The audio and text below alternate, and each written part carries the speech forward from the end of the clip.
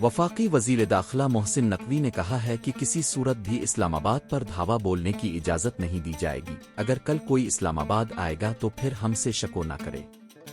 इस्लामाबाद में press conference करते हुए मोहसिन नकवी का कहना था कि अगर कोई धावा बोलेगा तो इसे कोई नरमी या रियायत नहीं दी जाएगी। पुलिस ने पूरी तैयारी कर रखी है। सिक्योरिटी इंतजामात में कोई नरमी नहीं की जाएगी। पैरामिलिट्री फोर्सेस, रेंजर्स, आर्मी को तलब कर लिया है।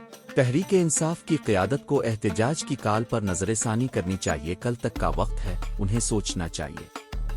वफाकी वजीर दाखिला का कहना था कि शंघाई ताउन तंजीम का इजलास हमारे लिए इंतहाई अहमियत का हामिल है।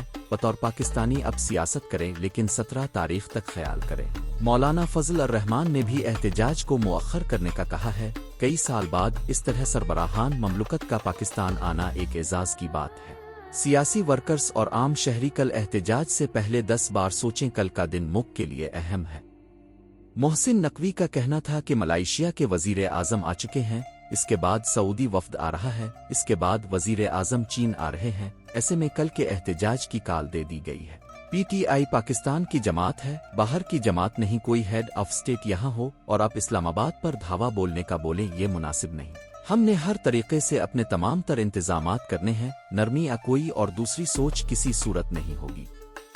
उनका मजीद कहना था कि जलसे की इजाज़त के लिए एक नए कानून के तहत जगह भी मुतय्यन है। छोटा सा भी वाकया हो गया तो इसका खमियाजा पूरी जिंदगी भुगतना होगा। अगर कोई करेगा तो किसी किस्म की नरमी की तवक्को न करे। हमारे लिए ये बहुत ही बारीक लाइन है। शहरियों से एडवांस में माजरत खाहों, हमारी मजबूरी है। सख्ती से मुराद सख्ती है। किसी को अच्छा लगे आ बुरा, हम किसी सूरत अफोर्ड नहीं कर सकते कि कोई मामला खराब हो।